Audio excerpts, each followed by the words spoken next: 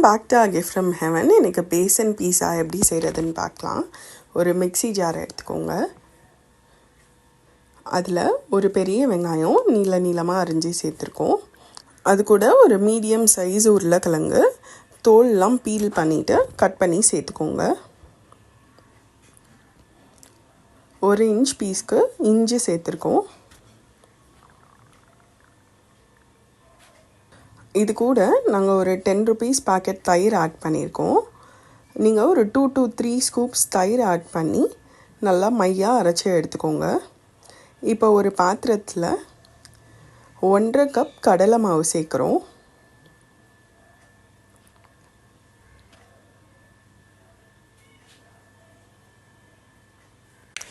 Next 1/2 cup ரவை சேர்க்க போகிறோம்.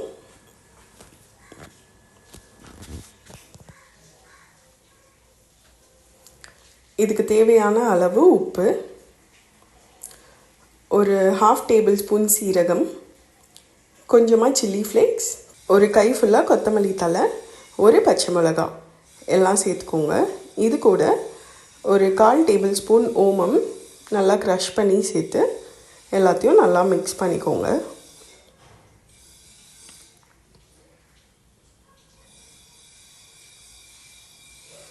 இப்போ இது கூட நம்ம ஏற்கனவே அரைச்சி வச்சுருக்க அந்த வெங்காயம் உருளைக்கிழங்கு விழுதும் சேர்த்து மிக்ஸ் பண்ணிக்கோங்க.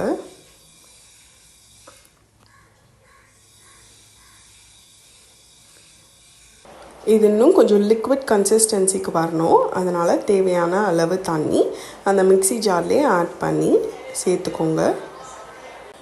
தண்ணி மட்டும் ஒரேடியாக சேர்க்காம கொஞ்சம் கொஞ்சமாக சேர்த்து நல்லா மிக்ஸ் பண்ணிக்கோங்க.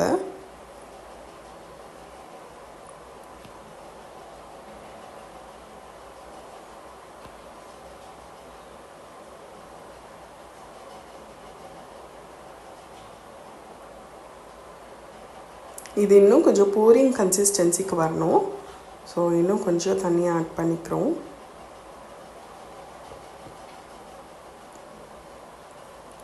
நம்ம ரவை சேர்த்துருக்கிறதுனால அதை கொஞ்சம் சீக்கிரமாக அப்சர்வ் பண்ணிடும். ஸோ தண்ணி மட்டும் கொஞ்சம் கொஞ்சமாக சேர்த்து கலந்துக்கோங்க.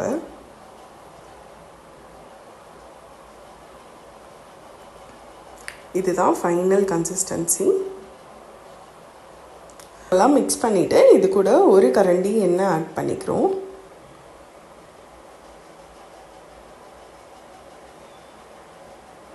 எல்லாம் நல்லா கலந்து விட்டாச்சு. இதுதான் ஃபைனல் கன்சிஸ்டன்சி. நம்ம 2 கேப்சிகம் 2 வெங்காயம் எடுத்து வச்சுருக்கோம். இதை நல்லா ரவுண்டாக ரிங்ஸ் மாதிரி கட் பண்ணிக்கோங்க. கொஞ்சம் கனமாகவே கட் பண்ணிக்கோங்க. இந்த மாதிரி ரவுண்டாக ரிங்ஸாக கட் பண்ணிக்கோங்க. அப்புறம் ஒரு தக்காளி எடுத்துருக்கோம். இந்த தக்காளியை இந்த மாதிரி ஷேப்பில் கட் பண்ணிக்கோங்க. கொஞ்சம் பெருசாக இருக்கணும். இந்த மாதிரி கட் பண்ணிக்கோங்க. இப்போ நம்ம மிக்ஸ் பண்ணி வச்சுருக்க இந்த பேட்டரில் ஒரு ஈனோ சேர்க்க போகிறோம். ஸோ இது நம்ம அந்த ரெசிபி பண்ணுறதுக்கு முன்னாடி தான் ஈனோ அது கூட சேர்க்கணும். ஈனோ சேர்த்து அது கூட கொஞ்சமாக தண்ணி ஊற்றி நல்லா கலந்து வச்சுருங்க.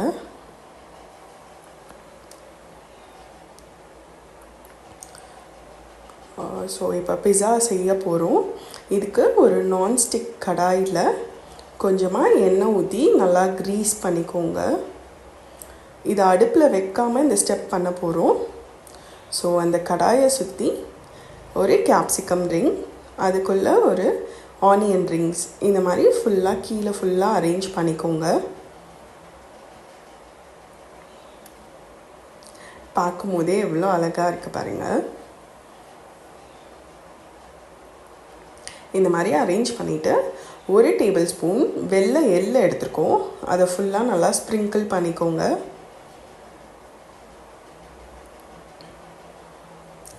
நெக்ஸ்ட்டு ஒரு 5 பல் பூண்டு குட்டி குட்டியாக கட் பண்ணி தட்டி வச்சுருக்கோம். அதையும் இது கூட ஆட் பண்ணிக்கோங்க. எல்லா இடத்துலையும் படுற மாதிரி தூவிக்கோங்க.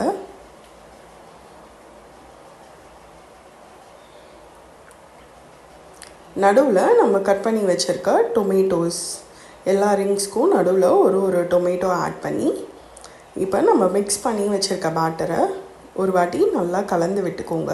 ஈனோ போட்டதுக்கப்புறம் இப்போ அந்த பேட்டரை நம்ம ஏற்கனவே அரேஞ்ச் பண்ணி வச்சுருக்க ரிங்ஸ்க்கு நடுவில் கொஞ்சம் கொஞ்சமாக ஊற்றுங்க. ஃபஸ்ட்டு அந்த ரிங்ஸ்குள்ளே ஊற்றிக்கோங்க.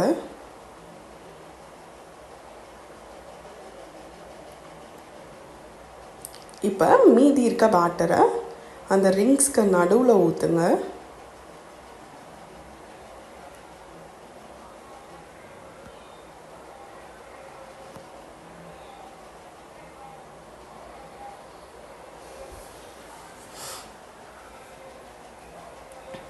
இப்போ அந்த ரிங்ஸ் எதுவுமே தெரியாத அளவுக்கு எல்லாத்துக்கும் மேலே ஆட் பண்ணிக்கோங்க.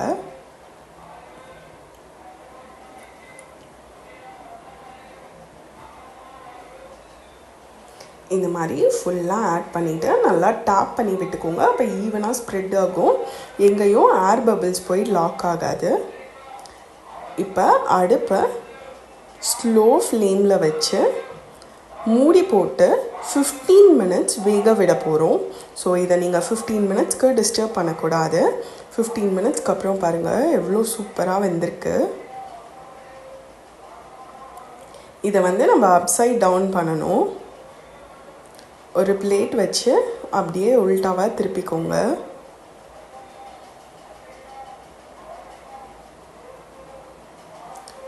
எவ்வளோ சூப்பராக வந்திருக்கு பாருங்கள். ஸோ அதே கடாயில் இன்னொரு சைடு ஆயில் க்ரீஸ் பண்ணிவிட்டு நம்ம அப்சைட் டவுனாக திருப்பினதை அதுக்குள்ளே திருப்பி போட போகிறோம். நீங்கள் நான்ஸ்டிக்கில் பண்ணிங்கன்னா ரொம்ப ஈஸியாக இருக்கும், ஒட்டவே ஒட்டாது. இப்போ அப்சைட் டவுன் பண்ணிவிட்டு நெக்ஸ்ட் சைடில் ஜஸ்ட்டு ஒரு 5 மினிட்ஸ் இருந்தால் போதும். ஸோ இப்போ நாங்கள் பண்ணுற ஸ்டெப் ஆப்ஷனல் தான். நாங்கள் சீஸ் ஸ்லைசஸ் எடுத்து பாதி பாதியாக கட் பண்ணி ஒன்று ஒன்றா ஒரு சைடில் மேலே அரேஞ்ச் பண்ணியிருக்கோம். உங்கள்கிட்ட சீஸ் இருந்ததுன்னா நீங்கள் அதை துருவி கூட சேர்த்துக்கலாம். எங்கள்கிட்ட ஸ்லைஸ் சீஸ் தான் இருந்தது, அதனால் நாங்கள் கட் பண்ணி சேர்த்து அடுப்பை ஆஃப் பண்ணிவிட்டு அந்த சூடோடையே ஒரு 5 மினிட்ஸ் மூடி வச்சிங்கன்னா இந்த சீஸ் ஸ்லைஸ் எல்லாமே நல்லா மெல்ட் ஆகி வந்துடும். ஸோ இப்போ ஒரு பிளேட்க்கு ட்ரான்ஸ்ஃபர் பண்ணிக்கலாம்.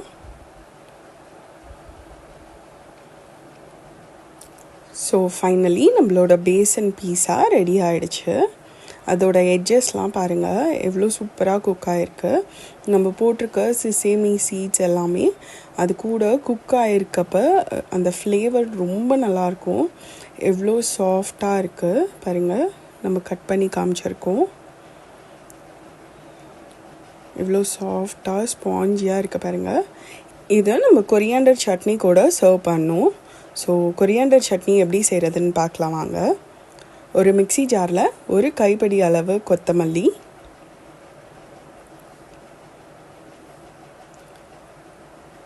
ஒரு கைப்பிடி பொட்டுக்கடலை, ஒரு 3 பல் பூண்டு, 1/2 இன்ச்சுக்கு இஞ்சி, நாங்கள் ஒரு பச்சை மிளகாய் எடுத்துருக்கோம். உங்களுக்கு காரத்துக்கு ஏற்ற மாதிரி நீங்கள் எடுத்துக்கோங்க. இது கூட 1 டேபிள் ஸ்பூன் சுகர்,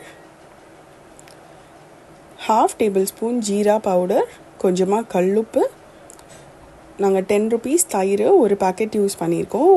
நீங்கள் ஒரு 2 to 3 ஸ்கூப்ஸ் யூஸ் பண்ணி கொஞ்சம் கூட தண்ணியே சேர்க்காம நல்லா மிக்சியில் பிளெண்ட் பண்ணிக்கோங்க. அவ்வளோதான், கொரியாண்டர் சட்னி ரெடி. நம்மளோட பேசன் பீஸாவும் ரெடி. கண்டிப்பாக ட்ரை பண்ணிவிட்டு உங்களோட ஃபீட்பேக் சொல்லுங்கள். நெக்ஸ்ட் வீடியோவில் பார்க்க